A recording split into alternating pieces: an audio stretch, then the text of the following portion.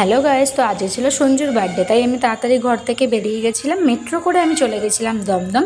সেখানে গিয়ে সঞ্জুর সাথে দেখা করেছিলাম। তো আজকে একটু প্ল্যান ছিল পুজো দেবো, তারপর একটু দুপুরবেলা খাওয়া দাওয়া করতে যাব। আর এই যে চলে এসছে সঞ্জু, তো এবার ওকে হ্যাপি বার্থডে বলে আমি উঠে গেলাম ট্রেনে। ওখান থেকে ট্রেনে উঠে চলে গেছিলাম নৈহাটি স্টেশনে গিয়ে আগে ওকে গিফটগুলো দিয়ে দিলাম। এই যে এই শার্টটা, এটা আমার বৌদি দিয়েছে, আর আমার মা একটা প্যান্ট দিয়েছে। প্যান্টটা তো পরতে পারবে না, যাই হোক ওখানে শার্টটা পরে নিল এবং ওকে আমি একটা গিফট দিয়েছিলাম। বলেছিলাম এবছর পুজো মানে এবছর জন্মদিনে তোকে কিছুই দিতে পারবো না, তো যাই হোক এইটা দিয়েছিলাম। তো এতটাই ও ভাবছে কী না কী, তারপরে ও যখন দেখছে ও খুব খুশি হয়ে গেছে। এটা একটা রূপোর চেন ছিল, ঠিক আছে।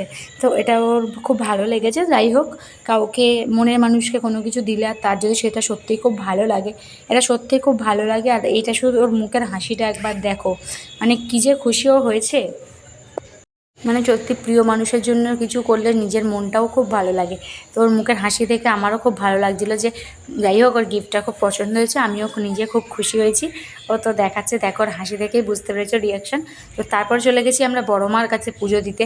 ফাইনালি অনেক দিন ধরে যাবো ভাবছিলাম বড় মায়ের কাছে পুজো দেবো। এটা আমি ফার্স্ট টাইম, মা হয়তো ডেকেছে বলেই মায়ের কাছে পুজো দিতে যেতে পেরেছি। সত্যি কথা বলতে না, আমি এটা খুব মানি যে তীর্থস্থানে তখনই যাওয়া হয় যখনই মা ডাকবে। যতক্ষণ না মা ডাকবে সেই জায়গায় যাওয়া হয় না, এটা সত্যি। তো বড় মা আমাদের ডেকেছে, ফাইনালি বড় মায়ের কাছে আমরা গেছি, বড় মায়ের কাছে পুজো দিলাম।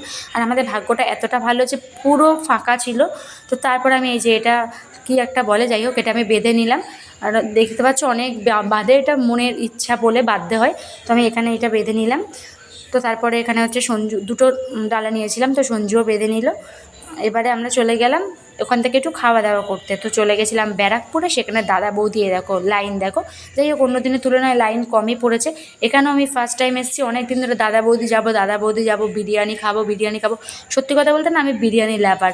আর দাদা বৌদি অনেক রিভিউ দেখেছি যে সত্যি বিরিয়ানিটা খুব ভালো। তো তখন থেকে একটা মনে ইচ্ছা ছিল যে হ্যাঁ দাদা বৌদি একদিন না একদিন যাবো আর খাবো। তো এই দেখো আমি তোমাদের একটু মেনু কার্ড দেখে দিচ্ছি। শুধু বিরিয়ানি না, নানান রকম আইটেম পাওয়া যায় এখানে, থালিও পাওয়া যায়। তো তোমরা যারা যারা দেখতে চাও ওটা দেখবে। তো আমি এখানে তারপর নিয়ে নিলাম ডায়মন্ড ফিশ ফ্রাই, শুনেছি এটা খুব ফেমাস আর সত্যি খেতে আহা সেই স্বাদ। তো তারপরে নিয়ে নিয়েছিলাম মাটন বিরিয়ানি, তুলতুলে মাটন একটা বিরিয়ানি। তো এক প্লেটের কোয়ান্টিটি অনেকটাই বেশি ছিল, দুজনে আমাদের খেয়েও মানে এনাফ, তার থেকেও বেশি হয়ে গেছে এরকম ব্যাপার। তো তারপর নিয়ে নিয়েছিলাম চিকেন চাপ আর অনিয়ন স্যালাড। আর বিরিয়ানি দিয়ে চিকেন চাপটা খেতে জাস্ট মানে সত্যি খুব সুন্দর। জানি না কার কেমন লাগে, বাট আমার তো দারুণ লেগেছে। যেমন ফিশ ফ্রাইটাও অমৃত লেগেছে আর বিরিয়ানিটাও। তারপরে একটু বাড়ির জন্যও নিয়ে নিলাম। তো চলো গাইজ, এখনকার মতন টাটা, দেখা হচ্ছে নেক্সট মিনি ব্লগ।